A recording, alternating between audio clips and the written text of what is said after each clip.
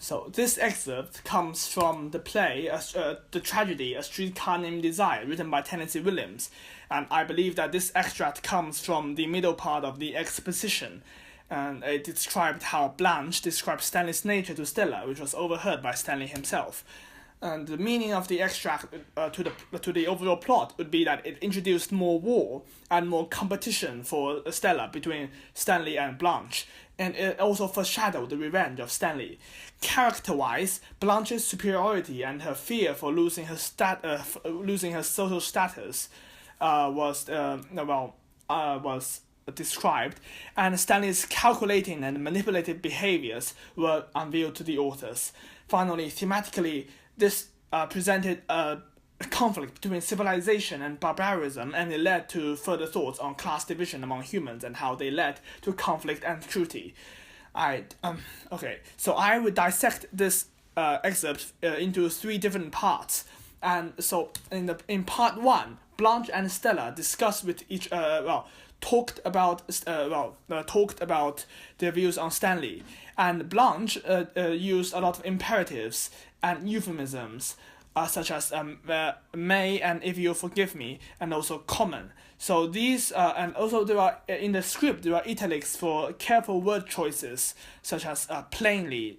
And we could see from this that Blanche was very hesitant, and the readers could feel from this hesitant, they could either say that, Blanche was being very cautious, and she might love Stella and would not like to hurt her feelings, and which is why she had these word choices. While on the contrary, Stella was not truly paying attention because of we could see her short sentences and her simple agreement to Blanche's statements.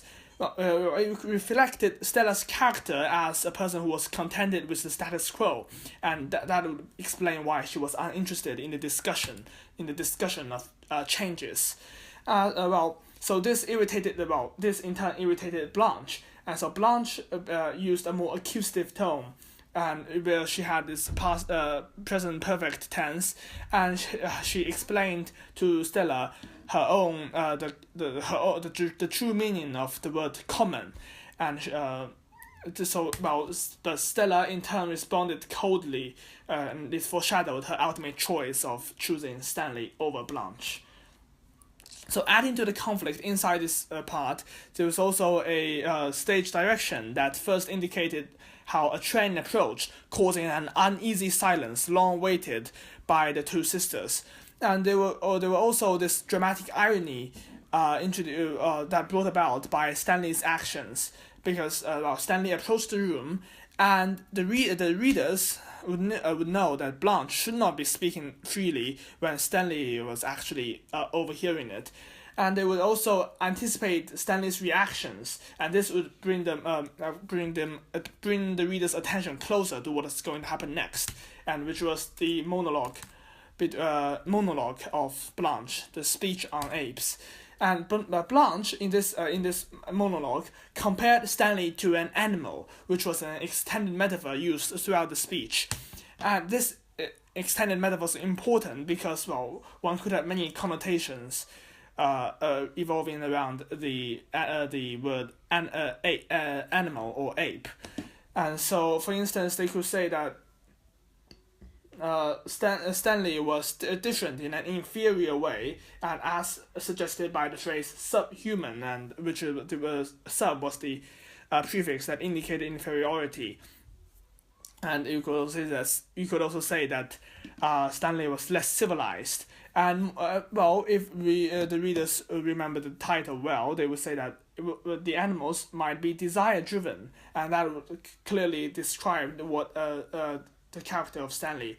But also we could see that Stanley was brutal and powerful, and this was ironically why he could support his family, and while Blanche, who had no social power, could not support Stella and could not win Stella in this competition. And it also indicated how unprogressive and Stanley was also described by by Blanche as reactionary and primitive. However, one could say that Blanche here was the one being reactionary, who refused to change and indulged in her own dreams.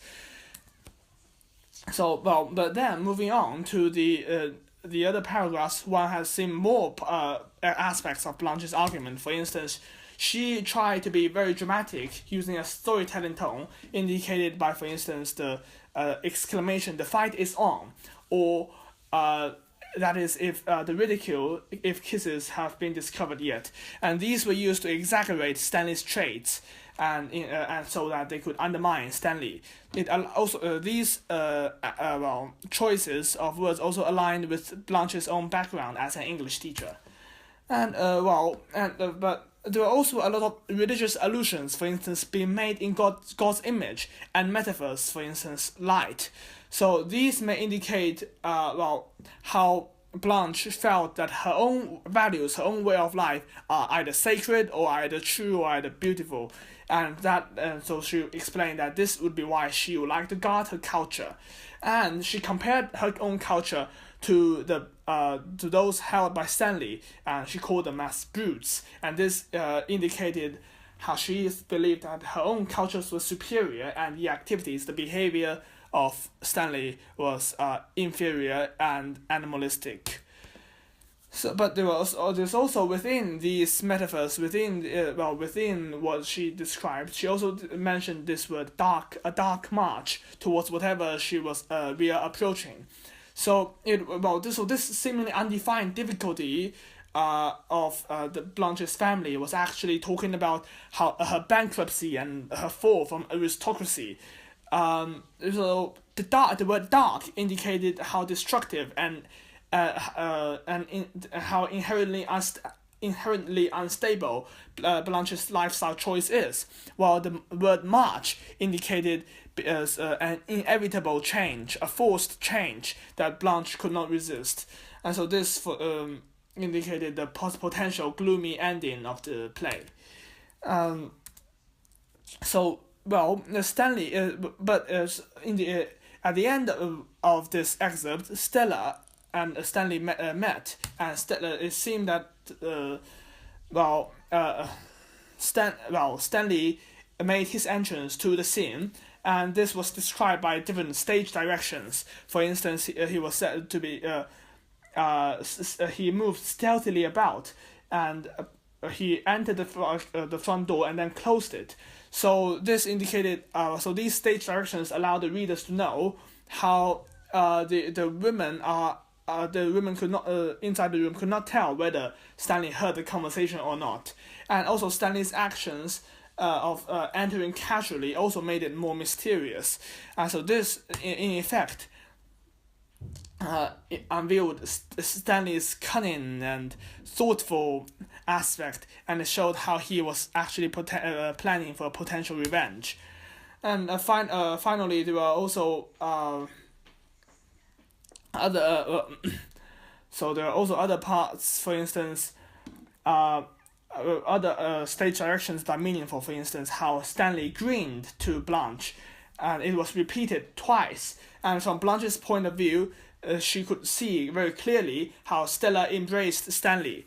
So right after Stanley has done a hard labor, and so apparently Stella did not listen to Blanche properly, and so she did not agree with Blanche's views, and this was shown by her own actions. And so and as for Blanche, she could hear she had some sensories.